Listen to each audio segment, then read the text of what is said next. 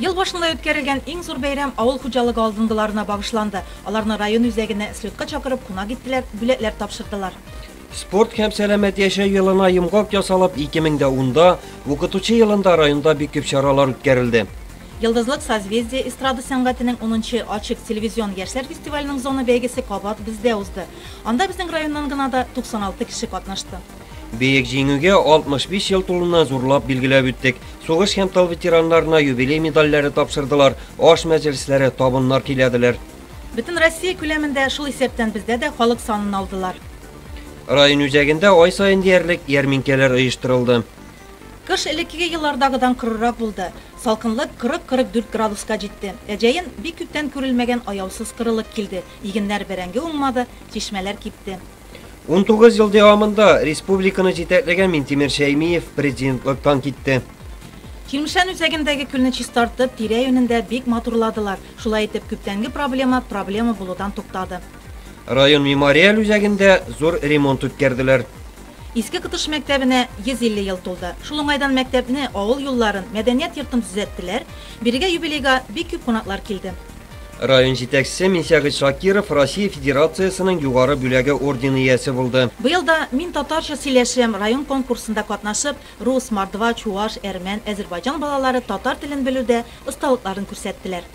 Иске Кади үзешчән сәнгать коллективы 80 еллык юбилейын билгеләп үтте. Искел мәледә төзелүче чиркәү бинасына 2 көмбәз һәм тәреләр урнаштырдылар. Чирмешән лицее укытучысы Марина Кандрова районның ел укытучысы 2010 конкурсы җиңүчесе.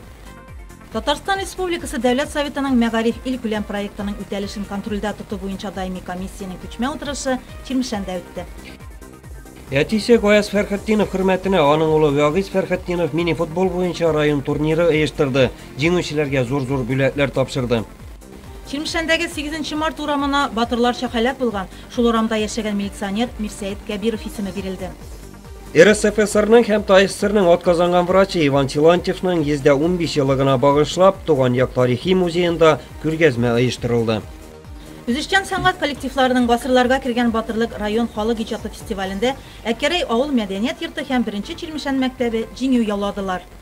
Чирмешәндә тәүге тапкыр уйнагыз гармуннар бәйрәме узды.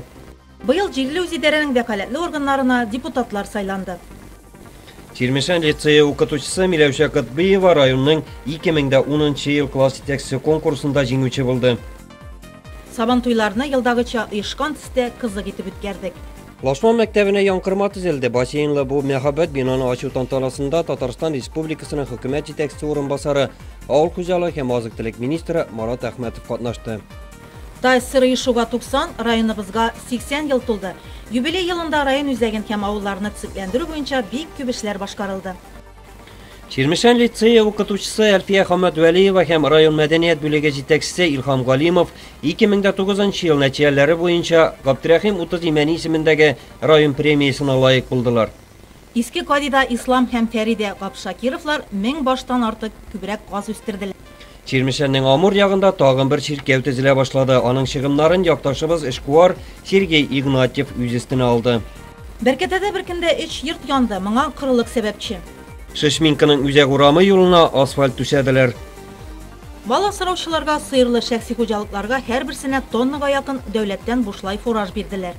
Район газетасы редакциясе бәйге шахмат турниры оештырды. Игенчеләребез ел бик кыры килсә дә, булган уңышны вакытында җыйдылар. Уҗым культураларын чәчеп калдырдылар. Кызганыч, киләсе язда чәчү өчен әлегә ырлык җитеп бетми. Балалар сәнгать мәктәбенең бәхетле балача хореография төркеме Мәскәүгә барды, зур концертта катнашты.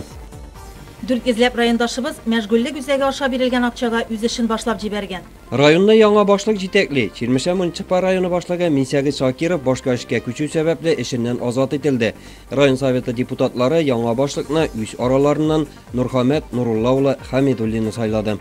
Саны китсәк, булар быел районда булган вакыйгаларның кайберләре генә. 2010 ел дәвамында дистәгә якын авылда урам юллары асфальтланды, яңа өйләр төзелде, су линияләре яңартылды, чишмәләр төзекләндерелде, мәктәпләр, мәдәният йортлары үзгәртеп корылды. Күпләр үз эшендә дан казанды, бәйгеләрдә җиңде, бүләкләр алды. Дистәләр яшь гаилә барлыкка килде, сабыйлар туды. Кызганыч, кемдер якын кешесен югалтты, эшсез калды, максатына ирешә алмады. Бүген башка проблемалар да байтак. әмма тормыш дәвам итә. Алдагы көнгә ышаныч, өмет белән яши.